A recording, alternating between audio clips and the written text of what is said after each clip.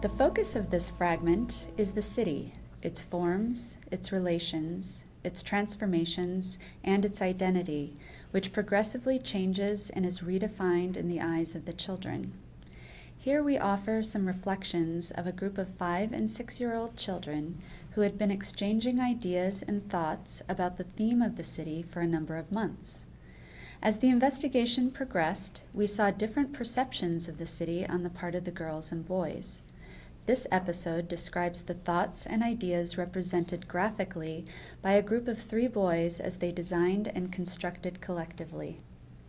In the atelier, 3 5-year-old boys, Emiliano, Simone, and Giacomo, are sitting around a big table with various shapes and sizes of white paper and drawing materials. Their task is to work together to draw a city. Before they begin, the teacher asks the children if they want to listen to their previous conversations and revisit the drawings they had made individually a few days before. The boys agree. After some discussion, the 3 boys decide to choose the largest piece of paper on the table. To make a city that's really big, you need a big piece of paper. As big as the earth, as big as a city. Emiliano and Simone begin to draw, while Giacomo places himself at the side of the piece of paper. Conversation among the boys is almost absent at the beginning. It seems that the initial agreement about where to start in drawing their city has been enough to enable them to proceed. While Emiliano and Simone sit close together and begin to draw the central square of the city, Giacomo, sitting beside the paper with his elbows on the table and his chin resting on his hands, seems for now to have decided just to observe what happens. In this first phase, the verbal language that accompanies Emiliano and Simone's graphic representation focuses on the essential. All cities start from a square that's in the middle of the city. Okay, we'll leave space at the bottom to make the street. That way, people can leave and go out. Giacomo still seems not to participate in the group. For the moment, the teacher decides not to urge him to take part. Perhaps it is better to wait for him or for the situation to make the decision instead. Emiliano and Simone, meanwhile, are drawing very close together. Their hands overlap, they switch seats often, while the curves of the street they are drawing steadily approach Giacomo. Perhaps it is an initial invitation to their friend to take part in the project. The streets go to so many places, and there's one square after another in the city. Yeah, otherwise you get lost. We'll make it with some curves that go that way, toward where Giacomo is. After about 20 minutes, Simone explicitly invites Giacomo to participate. Giacomo, why aren't you doing anything? His friend's request makes Giacomo slightly uncomfortable, and after this call to participate, he replies, "Cities have to work, and I have to see if it works." See, Giacomo, this is a different square. It's the one with the field where the children play, and all the houses are different.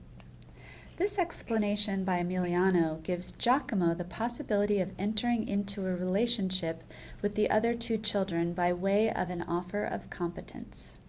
Giacomo, can you draw the roofs of the houses? Come on, try. I know how to make houses with round roofs. Will you help us then? Okay.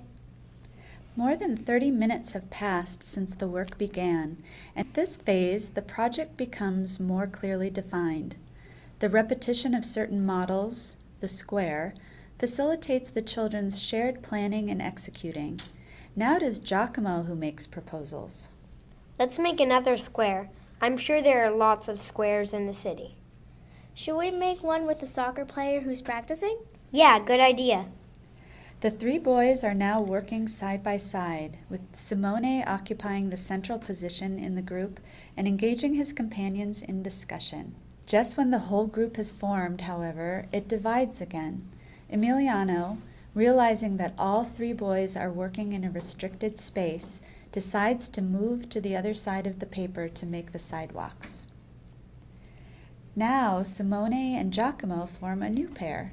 The square that is represented also becomes a resting point, a place of conversation, a stimulus for the boys' verbal and graphic development. It seems clear that the streets that are drawn become connections between one square and another, a kind of backbone that progressively traces the outlines of the city as it grows. The city that is developing seems to be defined by the functions carried out inside it. In the squares, there are people talking. There are pretty squares and ugly ones. Then there are also some squares for parked cars and for soccer players. I think cities that don't have squares are kind of strange. I think they don't work well because the people don't know where to be. Cities are all connected by the streets and the railroads, right, Giacomo? Well, yeah, the streets are important for keeping the city together and for making it work. Giacomo connects another street to Emiliano Street, while Simone adds the railroad and the playground. The first elements of autobiographical narration emerge.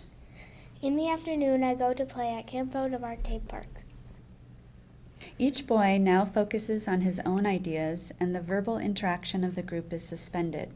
Simone's railroad, Giacomo's streets that lead to the center of town, and Emiliano's small squares that are being added to the map provide new connections and new complexities. As a group, the boys produce their own idea of a city and progressively define the objectives they want to reach together. The ultimate goal is to make an interconnected city. It must be possible to find a path through the whole city, and each boy steadfastly pursues this mission.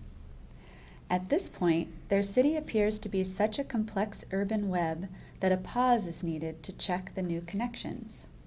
We need to see if it's all connected, like in real cities. We need to make sure that the whole city is connected and that nobody gets lost. The children think about how to verify this and finally agree to go over the streets with their fingers. The test will be carried out by each member of the group, a rule of fairness on which everyone agrees. Emiliano, after having traveled through the city and its connections, gives a new impetus to the work by asking a question. Hey guys, but how can you live in this city at night? We don't have any light for the streets. We don't have electricity. This relaunching of the project generates new ideas and requires that new roles be taken on in the group. When their work is finished and the children revisit the map with the teacher, they assess not only the aesthetic result of their representation, but also the consistency between the ideas expressed in the group as they worked and the final map of the city. We made a beautiful city, even though it's a little bit messy. All the streets take you somewhere. It's a city where you can't get lost, where you're not afraid. It's a city that could be Reggio Emilia because there's the Campo de Marte. Maybe it's called City of the World because all the people of the world can live in this city. The city represented by Emiliano, Simone, and Giacomo is one full of functions and connections. The train station, the bus station, the aqueduct, the sewers, and the electrical system are not simply topological landmarks, but are important elements for the real functioning of a city, essential to the life of the people.